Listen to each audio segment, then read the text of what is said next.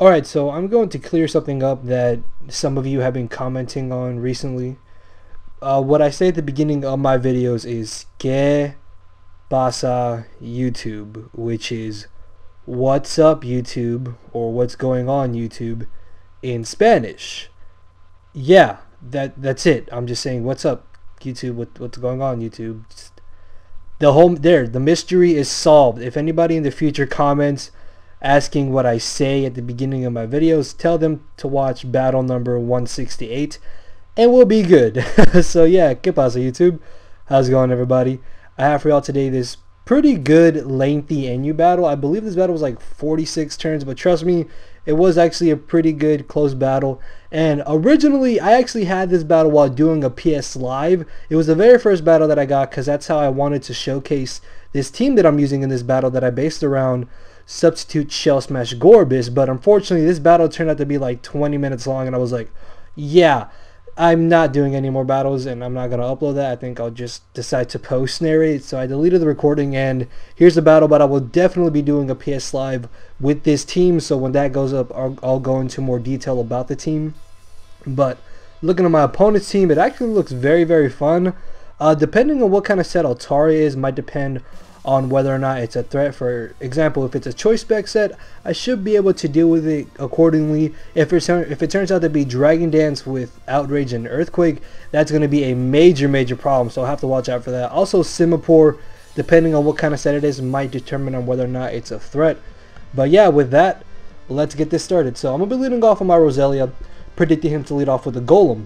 But he actually ends up leading off with a War Turtle, I guess predicting me to lead off with my Pro Pass. So this turn predicted him to switch out into Altaria, thinking I'll go for a Giga Drain. I decided to double switch into my Pro Pass, but he predicts me first turn and goes for the Scald.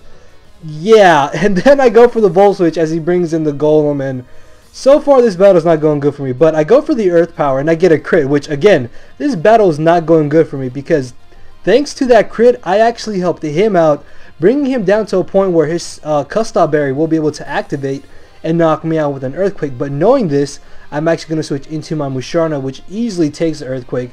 Then this turn, I decided just to go for the Moonlight on the off chance that he decided to stay in to go for another Earthquake. But he actually ended up making the safe switch into the War Turtle, then not wanting to be toxic or burnt. I decided to switch into my Roselia, which can take both because I do have the Natural Cure and I am a Poison type.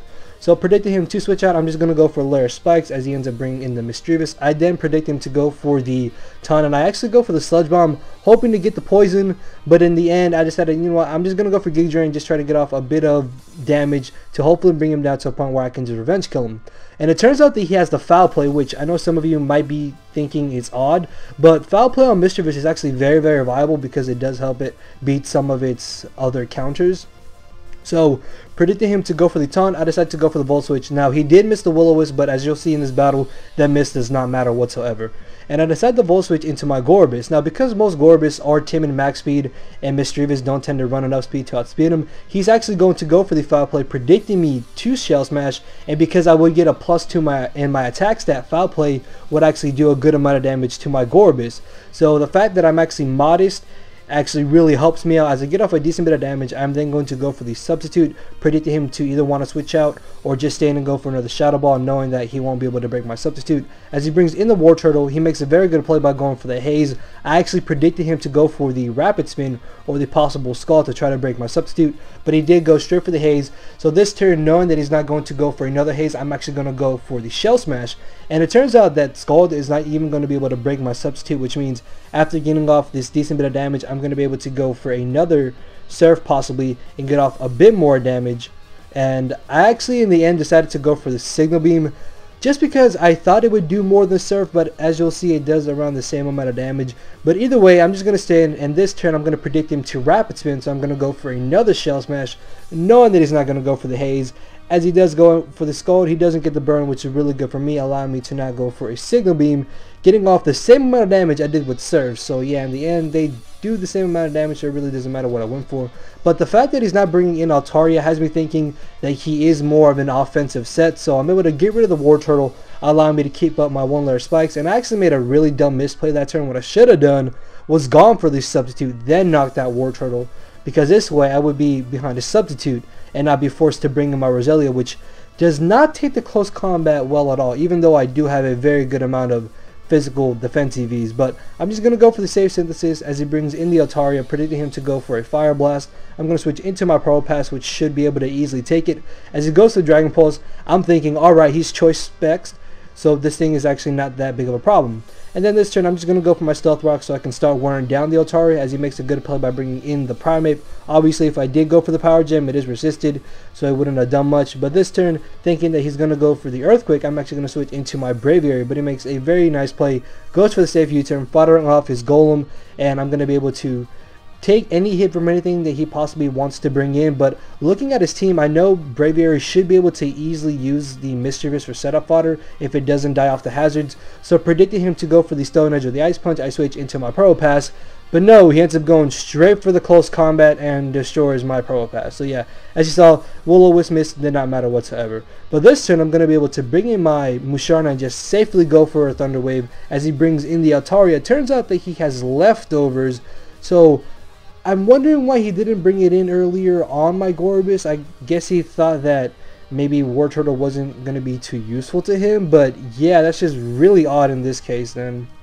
But he turns out to have the Toxic, which means he is just the specially defensive Altaria set, which is actually a set I've been wanting to try out recently. But yeah, I'm just going to stay in, try to go for Psychic.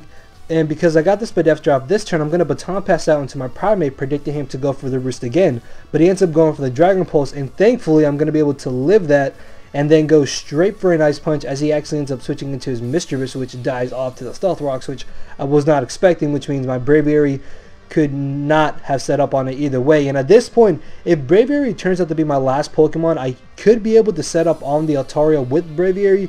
So at this point, that's what I'm thinking might have to happen, just because Simipour and Primeape are two very big threats right now.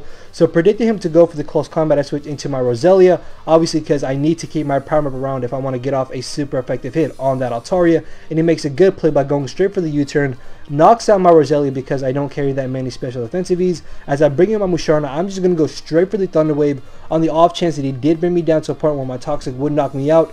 That way I wouldn't have to rely on Psychic possibly not knocking him out. And then it turns out that my Psychic does knock him out, which is really great because now I'm going to be able to get switch initiative on whatever he decides to bring in. And he does obviously just bring in the Altaria, considering the fact that my Musharna really can't do anything to Altaria. So he's just going to stay and roost up until eventually I do die off to the Toxic. But now what I'm going to do is actually bring in my Braviary, and I'm going to go for the substitute, just scouting out to see if he does have the Roar or not. He ends up getting paralyzed, which I don't really know how much that actually ends up mattering, because I don't know if he went for the Roar or he might have gone for a Toxic, he might have gone for a Dragon Pulse or something. And I'm going to be able to go for the Roost as he roars me out to my Primeape.